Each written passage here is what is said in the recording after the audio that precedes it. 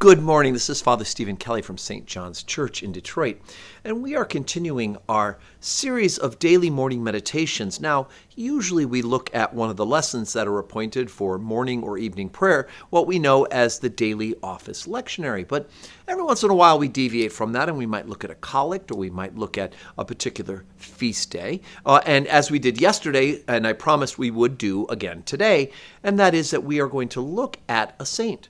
Yesterday's feast day was the feast of St. Bonaventure, and we talked in yesterday's meditation about him.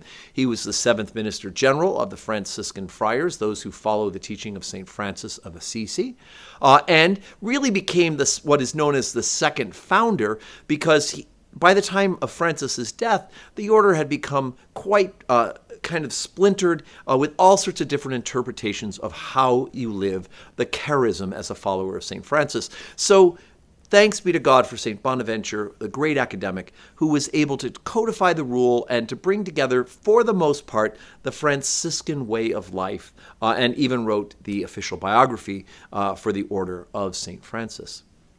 Today's feast day is a bit more obscure for most Americans, and that is, it's the feast of St. Swithin. Now, you're thinking to yourself, wait a second, I've never heard of this guy, especially if you're an American. But in fact, St. Swithin's Day is much more popular in England. And of course, as Episcopalians, as Anglicans, we are the American branch of the Church of England. Now, St. Swithin is not one of the people who is pictured up above me over my head. I am still away at a conference at a retreat center, and so I'm still wearing my Franciscan habit. And the people over my head are actually the martyrs of North America for the Jesuit order, so you know what type of retreat center my conference is located at. But the saint that we're looking at today is St. Swithin. And there are, as I said, 40 churches that are dedicated to the memory of St. Swithin. Now, the patronage, I should say. Now, we actually don't know a lot historically about St. Swithin, other than the fact that he was a bishop, the Bishop of Winchester, who died either in 861 or 863. There's some conflicting records. But either way, he was a 9th century bishop with a reputation for holiness. And because of that, he was buried on the cathedral grounds. And then when the cathedral was rebuilt by the Normans in the 11th century, a great shrine to his memory, which by then legend had built up around him, a great shrine was built in the new cathedral. And one of the legends has to do with, believe it or not, rain. I know that's going to sound very odd to us, but think about it. It is July 15th. It is the middle of summer, and I don't know about you, but the first couple of weeks of summertime, when I cut the grass, it would be about shin high because everything was so wet. Well, now that we've gotten further into the summertime, everything is pretty dry. As a matter of fact, the only thing that's growing regularly on my lawn is the weeds, and they still need to be cut as well. Everything else is pretty dried out. And what grew out of a tradition that St. Swithin wanted to be buried outside, and so that the rain would fall upon his grave, that there was some sort of a discomfort with his body being moved inside that involved a rainstorm. And out of that tradition is that if it rains on St. Swithin's Day, July 15th, the second half of the year will, in fact, be a wet second half of the summer. And I usually am in favor of that, just not too much. But my lawn could certainly use it. But it is interesting. And there's a little poem. I'll read to you what the little poem is. It is, St. Swithin's Day, if thou dost rain, for 40 days it will remain. St. Swithin's Day, if thou be fair, for 40 days 'twill rain nae mair. And they've also added some people, if on St. Swithin Day it really pours, you're better off to stay indoors. So kind of an interesting little rhyme and limerick.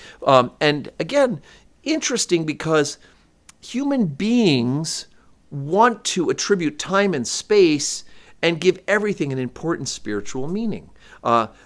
Just as it seems like we want to assume that if it rains on St. Swithin's Day, somehow the saint is involved with the coming of rain. I have to say, I'm not a superstitious man, but I have found through experience that I'm outside, and if I see raindrops on St. Swithin's Day, guess what? It tends to be, but it may just be because I'm looking. But the bigger important thing for us to remember with legends like this and ideas like this is that, in fact, in the end, it is God who gives us the rain. It is God for whom we depend upon for the crops. And, it's good for us to think that not only are we all praying that we don't have a famine, but it's also nice to think that there are saints in heaven who are in the presence of God already, who can also pray for us.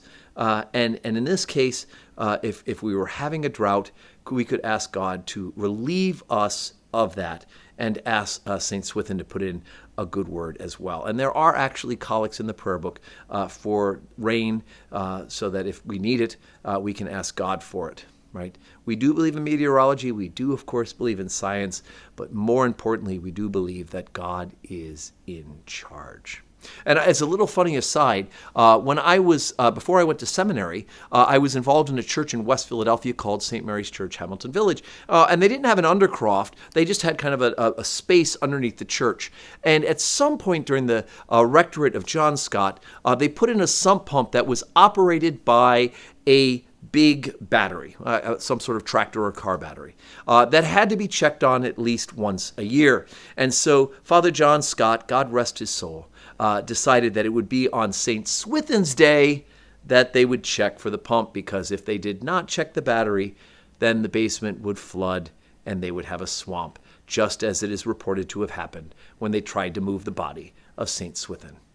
Again, it's a silly little thing, but yet it's a wonderful thing if we do so to glorify God. I hope that you have a wonderful Wednesday, and tomorrow we'll get back into looking at our readings for the daily office lectionary. May God bless you.